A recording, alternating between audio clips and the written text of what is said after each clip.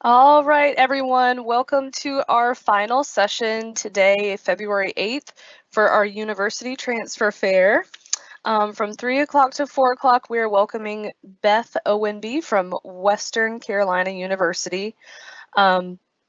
We will be having the open Q&A at the end of the session, so we're going to let Beth give a presentation, and then as soon as she's done, feel free to drop some questions in that live Q&A chat, and we will ask them for Beth, and we will give her some time to answer.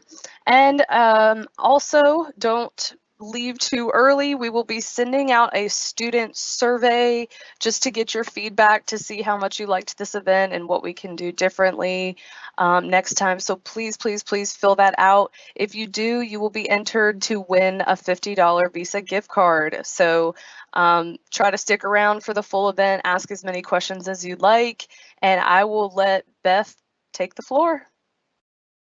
Hi all. So my name is Beth Owenby. I am the Regional Assistant Director of Transfer Admissions for Western Carolina University. So I want to show you just a little bit of a video. So this is actually taking us to the 360 Live presentation of the campus visit. So if you wanted to check out the campus without actually coming, this is one way to do that. And I'm not sure.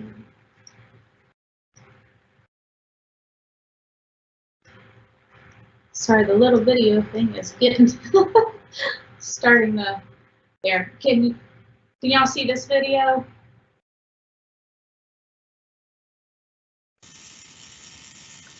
I don't think we're able to see the video. Is it on a different screen potentially?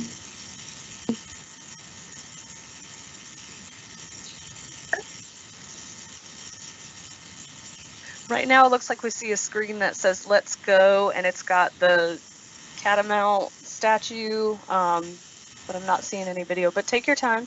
Oh.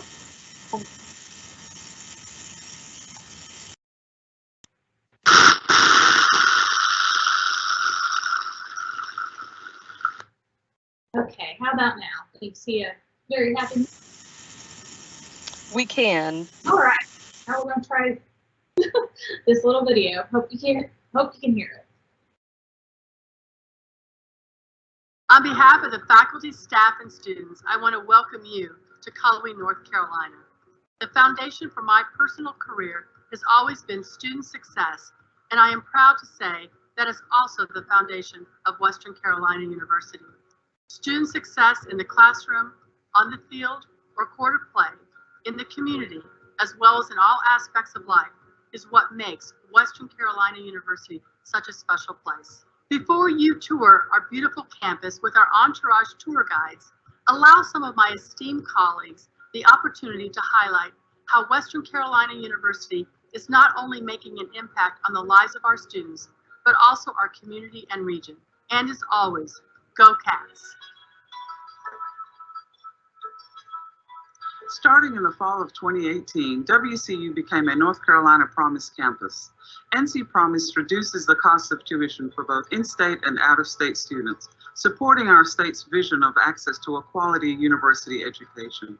This means that our students are receiving the same high-quality education experience for an even greater value, and recent awards can attest to the impact on student success. WCU is consistently ranked among the top 5 institutions nationally for undergraduate research projects accepted at the National Conference on Undergraduate Research, and we have also announced our most recent Fulbright Student Scholar. This is a significant honor for any student and is a testament to the quality of our educational opportunities for our students. WCU has seen an increase in several high-demand degree programs over the recent years. Some of the undergraduate programs seeing growth at WCU include our business programs, science programs, criminal justice, communication sciences and disorders, emergency medical care, music, nursing, psychology, and a recently added integrated health sciences degree. Even with increased demand, we are proud to maintain a reputation of having smaller class sizes and close relationships between the students and their professors. This is one of the most common reasons students choose WCU at the heart of students. All right, so let's get back to the presentation. Hope you all were able to hear and see all that and got a little glimpse to what's going on.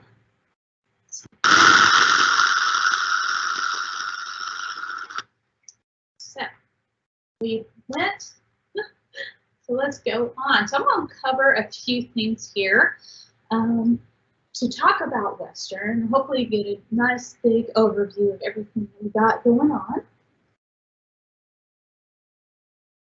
So this is our beautiful campus, which is located in Coley, North Carolina. We have a 600-acre campus. We are a transfer-friendly institution. We have 120 degrees, or bachelor's degrees, concentrations, and minors. We also have a robust award-winning online programs. We are a medium-sized college with around 12,000 students, and our size affords you the opportunity to meet new people every day, but also, experience a sense of community. So we like to say it's not too big, not too small. It's just right in size. So our campus is about an hour west of Asheville. We're sort of near where North Carolina, Tennessee, and Georgia meet, over that way.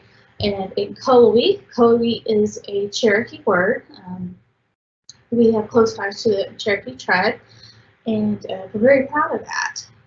Our average classroom size is we have a 70-to-1 faculty ratio, so our classroom size is around 25 students, and that is going to be more with your junior and senior level classes. Most of our transfer students already have their freshman and sophomore courses, their general liberal studies coursework already taken out of the way, and we know that those courses can be much larger general classes.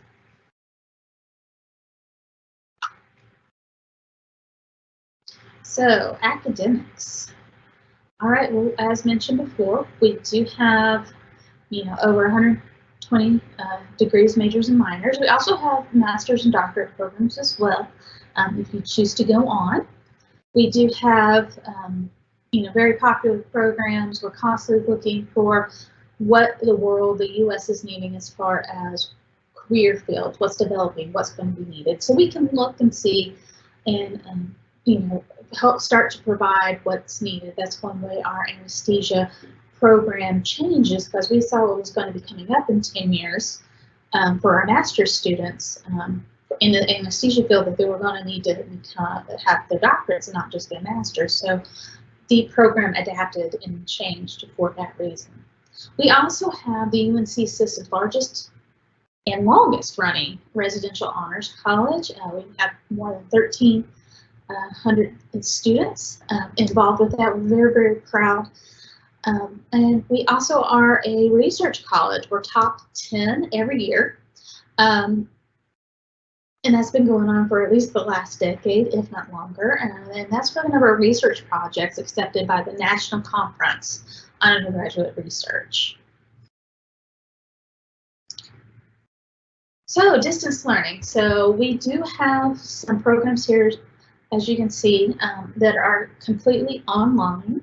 These are generally considered degree completion programs, meaning, again, you have your first 2 years knocked out and perhaps some specific courses that are required.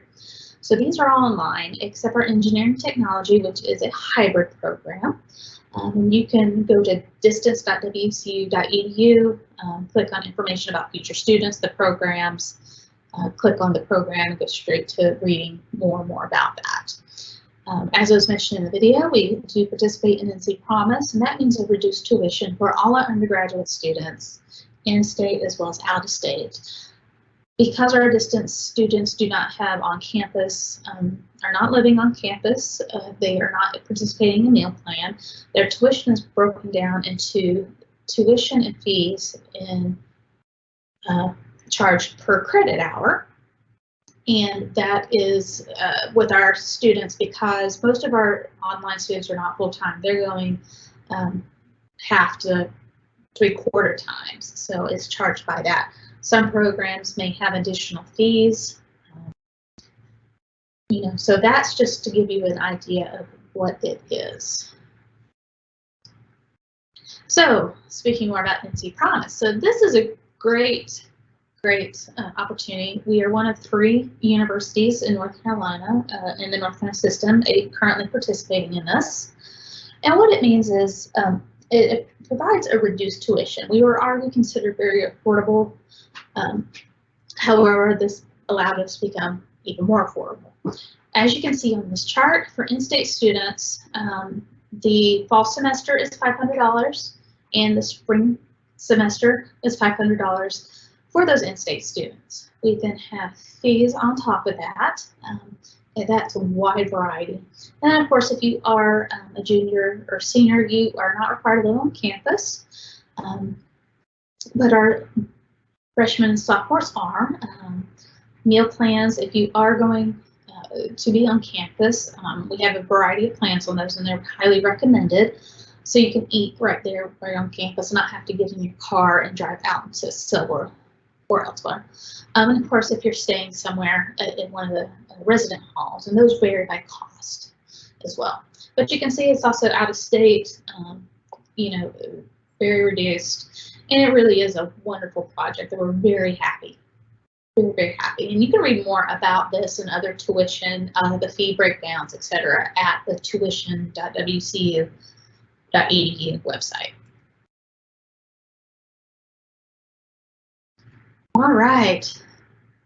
So we have a lot going on campus. We have about 200 student organizations, 500 plus clubs and intramural sports. So if there's something you want to do on campus, we probably have some type of a organization, club, something for you to do. And if for some reason there's something you think we should have, we'll be glad to help you get that started if you're willing to do that. So it's great, and that's how we ended up with a Quidditch team, and along with the other clubs and organizations that we have. We have cycling, ultimate frisbee, climbing, whitewater rafting, pretty much anything you can do outside, you can do at Western. It's great. The only thing you can't really do is surf, but we do have stand-up paddleboarding. We have Base Camp Kobe, and this helps our students get acclimated to the new surroundings. We can take you hiking, biking, camping, so on and so forth. Or they sometimes have groups that go skydiving, horseback riding, all sorts of things. And we also have the opportunity for students to come and want to go camping on their own. They can come, borrow a tent, borrow several different things, all to go with them. So they're not having to haul all of that out to Coley. That can be provided, either as a group or individual, led or not. Even a frisbee, you can come get that. We are, because of all these wonderful things, we keep getting voted Southeast #1 outdoor adventure college, and we participate that in several years running now. 1 year we were not allowed to participate because they wanted to give some other colleges and universities a chance, but yes, we keep winning that because it is just such an amazing area to be in. We do have Greek life with fraternities and sororities, and 16 Division I NCAA athletic teams. And we have our national award of they are award-winning the Pride of the Mountains marching band. They have over 500 members. We have led the Macy Day Parade, and that wasn't really that long a time ago, and we also were welcomed back to participate in the parade again less than 5 years after that. So yeah, the band's pretty big deal. So there's pretty much something for everybody to do. And diversity. Diversity is very, important to us here at Western.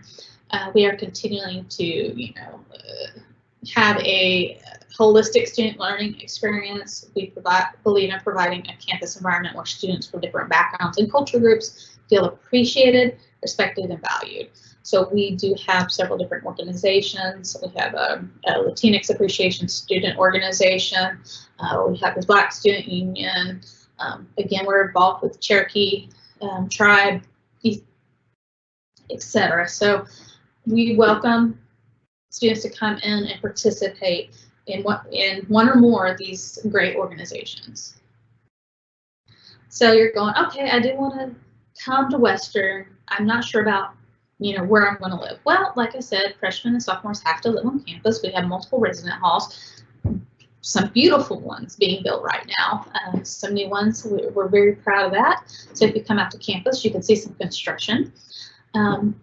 There are apartments and houses and such in the Cullowhee or surrounding areas that students can look into renting.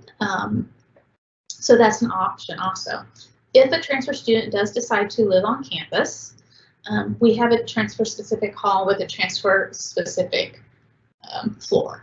And this allows opportunities for our transfer students to kind of learn from each other and spend time talking to people that have already had some college experience under the belt. They're not freshmen coming in. They've kind of gone through a lot of the stuff that these students are coming in, and having the transfer floor allows you to really talk to somebody with some commonality in that regard. We do have living learning communities and leadership opportunities. We have students with similar interests are housed together on themed floors. We have each of the resident halls has its own features and amenities. We have an honors college hall, which is very nice as well. Food. Western has a wide array of dining options to meet everyone's dietary needs. We have some popular chain restaurants, as you can see here. We have kind of an upscale dining option at the Lodge. We have a cat card, and what's great about the cat card is you put money on that and it's already it's not taxed. So really you're saving money by using the cat card on campus at one of these locations. The cafeteria I really like. You swipe your card and it's all you can eat, and the food's constantly changing, but they do have staples. They have a burger, french fry area, they have a sandwich area, they have a salad area, they have a pizza area, they have the food is constantly mixed up each day area, so you can eat till you bust. I don't recommend that, but I do like that I can get filled up pretty easily with a variety of food. And they have Starbucks.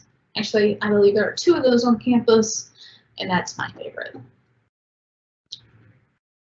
So the transfer application process. So you're wondering, all right, I want to go to Western, now what? So we're looking for several different things. One is to go to the apply.wcu.edu website. You apply either as a transfer student, or if you are going to do one of those distance programs, you would complete the distance student application. With that, you would click on that, you create an account, you want to get an email back, you're going to change your password, and then you're going to go in and start the application process. We want to make sure you fill in all the information, including every single school that you've attended. Even if you took just one class at a college somewhere, 10 years ago, the application to upload unofficial copies of your transcripts as well. And if we have all of those and we find we don't need anything else, you'll be in the queue and your application will be processed. And if accepted, we will end up needing all official transcripts. If you want to go ahead and just order all the official transcripts to be sent to us and you complete the application without any uploads of unofficial, that's fine as well. If you have less than 24 college credits successfully completed with a grade of C or higher. We're also going to be needing your high school transcripts. Normally, we'd be asking for your SAT or ACT scores. Currently, those are waived at the moment. We would normally be asking you to pay an application fee, but that is also currently waived for 2022. So if you are over 21, that does adjust, but we really are wanting our students to have at least 24 credit hours to transfer in. The absolute minimum is 12, but that doesn't always give us the correct look at a student. So with 24 hours, you have a much better chance for us to look at you as a whole, prove that you can handle college, so you have a better chance of being accepted. So application deadline. So to start this summer, which is in May, or in fall, which is in August, the deadline to complete your application is April 1st. That means everything is in applications complete. We have all your transcripts, if we've asked for anything else, etc. Applications do open up 1 year in advance, so if you wanted to apply right now for next spring, you could. If you're going to apply, we always recommend applying as early as possible because it can take some time to get some things in, or if something comes up, being like, hey, we need more of these things from you, it gives opportunity for that to happen. So again, this is giving you an idea of what we are needing from our applicants. We do have an average entering GPA from our transfer students of a 3.0. So we do have some really great smart students coming in. The minimum cumulative GPA is a 2.2, but when you are at that point, we may be looking for some additional items. So we really do recommend trying to come in, work hard in your courses now, and coming in with a good GPA. Transfer credits. Okay, you're like, all right, I want to know, I've taken these classes, I want to know how they come into Western. Well, we have this handy dandy website and a lookup tool. And if you go to transfercredits.wcu.edu, you can go and look and find your college, the state, the college, and the course. The North Carolina Community College courses are the ones that's going to be the easiest to look up. And it tells you how you look up the course on the left-hand side. And then it'll show you how it comes into Western. It may not come in, just depending on what the class is. It might come in as elective hour, or it might come in to meet one of our liberal studies requirements.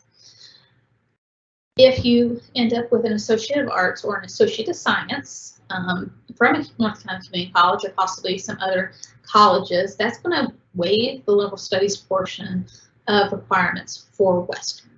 That doesn't mean it's going to waive individual requirements for certain programs, but most students that get the Associate of Arts or Associate of Science is really going to help them move forward in their application. Associates of Applied Science, hours will be counted, classes will be counted individually and not as a whole. They do not waive the liberal studies. But you can look these up. Now, the further you get outside of North Carolina, you might not be able to find your classes. If a class is not listed under your college, that doesn't necessarily mean it won't transfer in. It just means we haven't had that opportunity to establish it as a course that will transfer specifically as this. That is something when official transcripts are sent in that our registrar do go in and process. So then you can end up knowing what did transfer in and what when you run a degree audit. All right, so you're like, all right, this is great. I want to transfer to Western. Well, right here, you can see our wonderful statue in front of the main building as you pull onto campus. We are the Catamounts. The Catamounts were a type of bobcat mountain lion. We are only one of 2 colleges and universities in the U.S. that has the Catamounts as a mascot. Paz is our mascot. That's his name, and he's big and purple and friendly. He's just great. If you want to come and visit Western or look around the campus, there's several different ways to do that. One is to go to visit.wcu.edu and take that virtual tour that I explained. You can go all over campus. There's little videos, explanations, diving deeper, so forth. You can also, through the Visit website, sign up for in-person tours. We have tours during the day, Monday through Friday. The groups are currently pretty small due to COVID. There are also some self-guided tours there. I believe the information is right outside the admissions office, where you could just come and take it on your own. Or what a lot of people find helpful is the open house. And these are not just for potential freshmen coming in.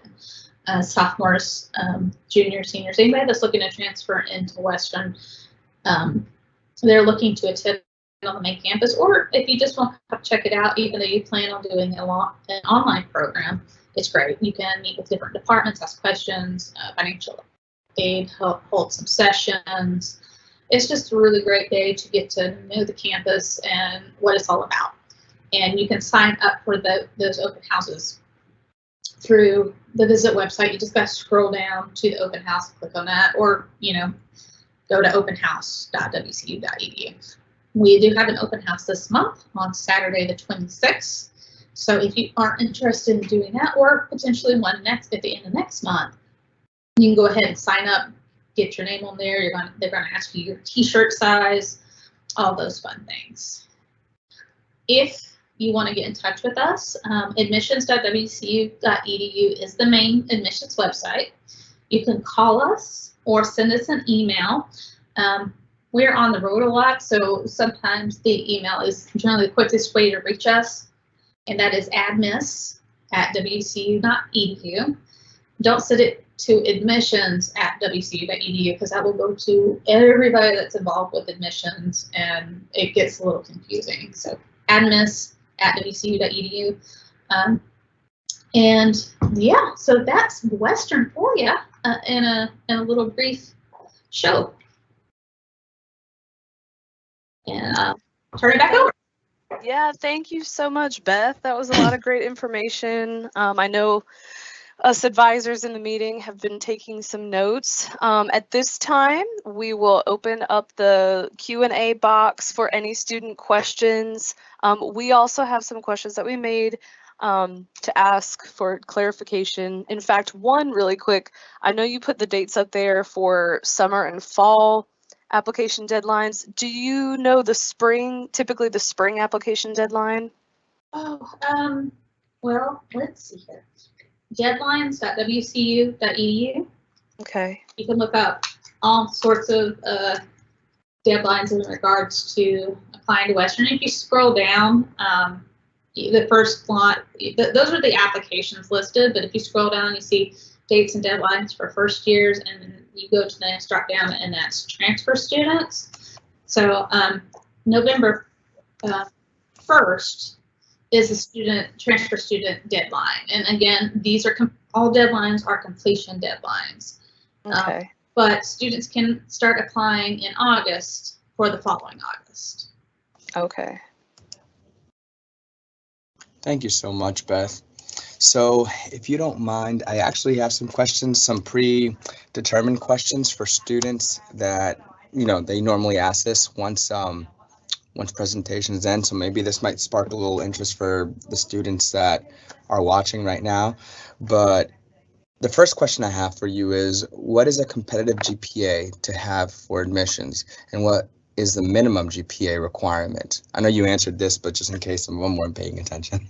So the minimum requirement of a cumulative GPA, and that takes into consideration any course you've taken anywhere, passed, failed, want it to turn, we can't ignore those classes. You say, I don't want that transcript to count. We can't do that. We have to have those. So the minimum to be considered is a 2.2 GPA. However, a great GPA, which is our average, is a 3.0 or higher cumulative GPA, and our honors college is looking for a 3.5. So if you have a 3.0 around that, you are in a pretty good status to be accepted. Okay, thank you. And I do have a question from one of the participants right here. They say, are there any transfer specific events? Also, can you talk about any scholarships there are specifically for transfer students? So, yeah, so I know there are some,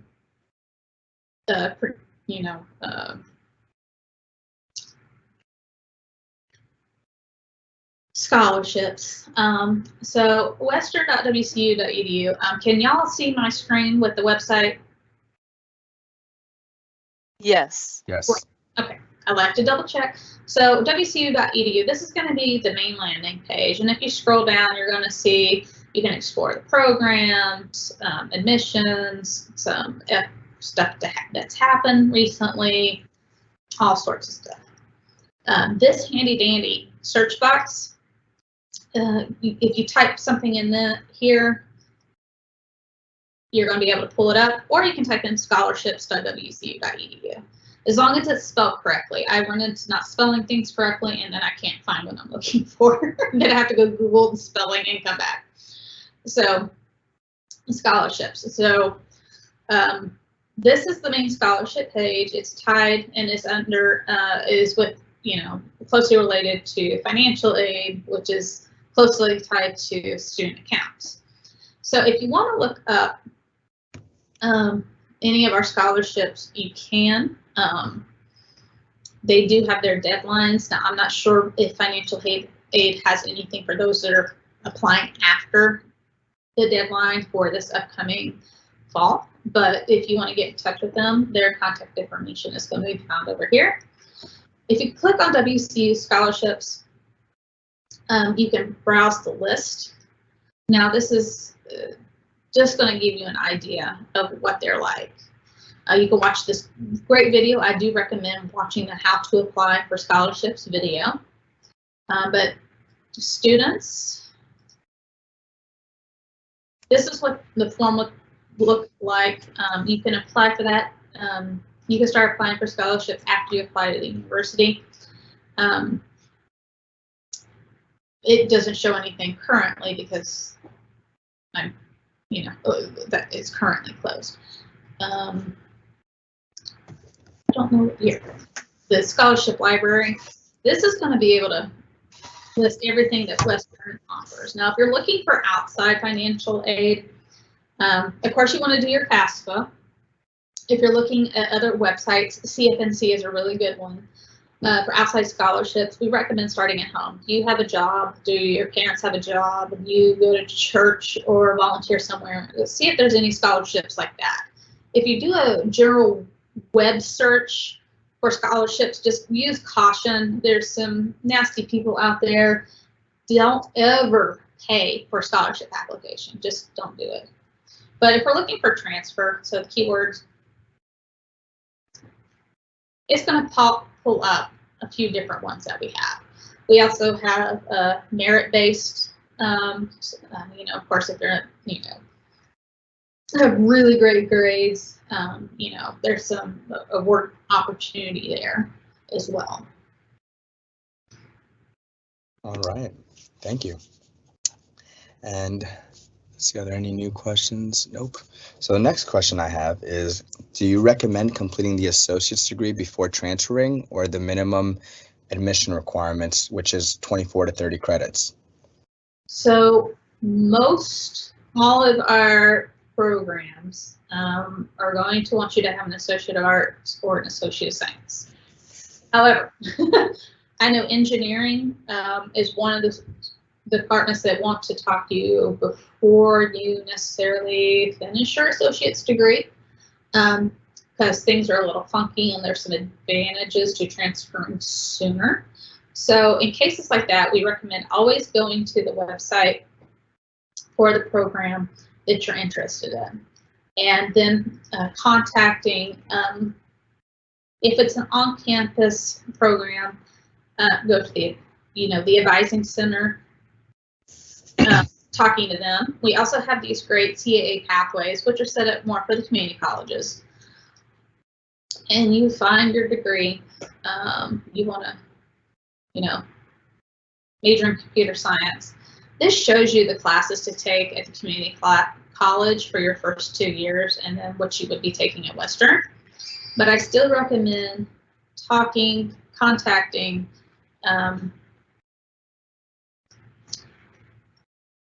the advising center to see if they maybe should, do things a little differently.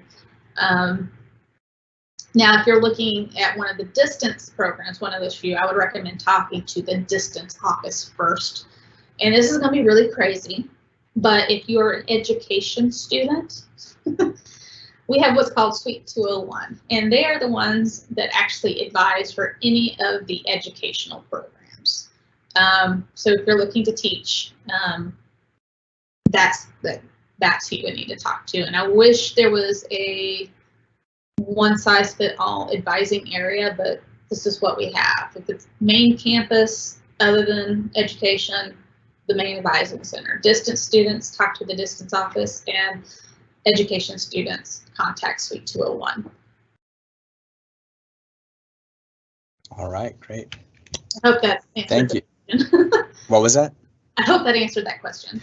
Yeah, and I just wanted to add on to that. So many of our students that do have between 24 and 30 credit hours, they're still undecided pretty much. Yes. And would you guys have a program that would accept all those undecided students? Let's say a program called University Transfer, like they have in Charlotte, where they can just do what they can successfully transition into that program until they actually complete their 60 credit hours and they get into a major that they actually feel that they fit with. Okay, yeah, so when you apply to Western, one of the questions it's going to ask you is, what is your intended major? And you can pick undeclared or no, I think it's listed as undeclared or unknown. And that just kind of gets you, and there's an advisor that's going to try to, once you're in, try to help you figure out which degree path to go. If you have less than 45 credit hours, you do not have to declare a major yet. So our advisors are there to help you figure this out. So it's perfectly fine to apply as, that you don't know what you want to enter. If you pick undeclared, it's perfectly fine. However, if you're applying as a non-degree student, that means you're just kind of on your own. You're not getting financial aid. You're not looking for a degree. So be sure that you're answering the questions such as that, your degree. If you're planning to take classes online, that means, are you planning to be a distance student? Now, some of your coursework, your main campus student might end up having online portions of the classes or be on online classes, but that doesn't mean you're an online student. You would still be considered a residential student. All right, great. Thank you. So next question I have is, if I have a transcript from a different school and had a low GPA, will you honor my new GPA in my current school, or would you just average both GPAs from the two schools? Both are averaged together, but not the way you're thinking. I have to figure out the exact points from your first school, the amount of credits, the amount of points that went into getting that GPA. Some transcripts are very clear, like this is GPA hours, this is GPA points, and this is the GPA. So once I have those hours and points and GPA figured out, and I go and figure out the same thing for the next college and the next college, I shift those under, and I have to add all those credit hours that count toward the GPA, and then add all those points that count to the GPA, and then I do some division, and that's how I come up with your cumulative GPA. So we take everything into consideration. If you are at a point like you're at a community college and maybe you didn't do great on class, if you're able to repeat that class at that same college, a lot of times that college just replaces that grade, and it's almost like you didn't take it in the first place. Okay. All right, great. And would you have any advice for any transfer students where they can stand out in the application? Well, really the standing out is having the GPAs. That's really what's going to make us look at you and know that you know how to college and study. So that really is the biggest factor. Again, if you don't have those 24 hours, and we're also looking at your high school transcript, it's going to be the same thing. We're looking to see that you meet all of the requirements, the NCRs, your math, your English, your foreign language, your science, social studies, etc. from your high school. And then we're looking in what your GPAs are there, and then your college. We don't require references. We don't require personal statements or anything in that regard. However, if you do want to submit those along with your application, you can upload it. That's perfectly fine, and we will look at that as part of your whole application. It's just not required. All right. Thank you. And last and final question. So this is divided into two parts. So first part of the question, could you describe student activities or student life for college transfer students? And do transfer students usually live on or off campus?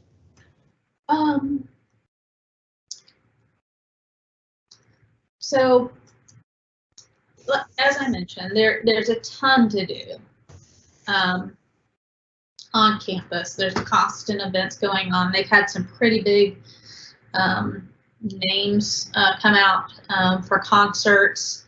Now with COVID, everything has kind of adjusted the past couple years, but they're trying to bring more and more events out. But you can find organizations through this Engage website. You can search for things. You can, look at these events that are coming out, etc. And you can always ask other people what's going on. They'll put flyers, send out emails, etc. So there's always something going on. As far as the residential halls, I'm not sure what the exact number is. I would say it would be split. Again, we have enough students to have, a transfer hall with a transfer floor, or maybe two if it came down to that. In that case, though, a lot of students choose to, because they're transfer students and maybe they're, 20, 21, 22, they're going to want to live on their own off campus. And they can always take the CAT-TRAN, which is our transportation on campus. It also runs into Silva.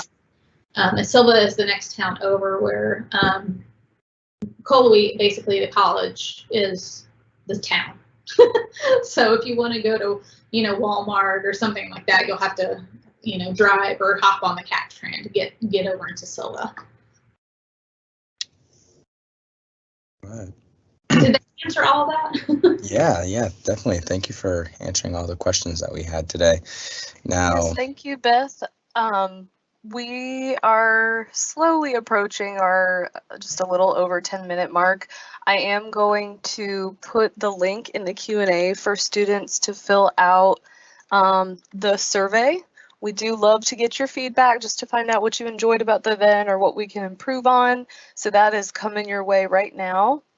And please, at this time, if you have any last-minute questions, try to get them in. And we'll give it just a couple of minutes.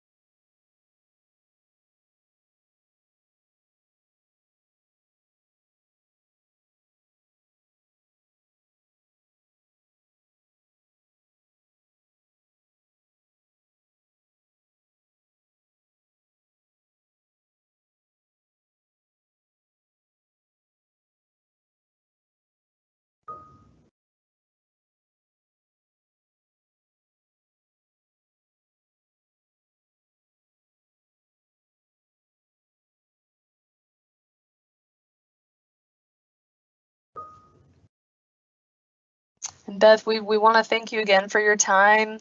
You gave us some great information. I know me and some other advisors on the call, we've been taking some notes. So students, if you forgot to ask something, please feel free to reach out to us as advisors. We're also here to connect you with Beth, or if there's anything that you might have missed.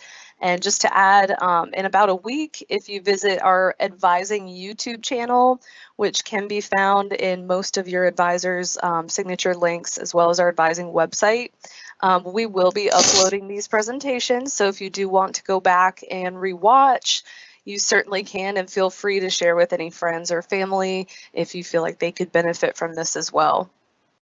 But I don't think we have any more questions for you, Beth. So I think we're going to go ahead and end the event. And again, thank you so much for your time. Absolutely. It's great talking to you all, and have a wonderful evening. Take care. Thank you.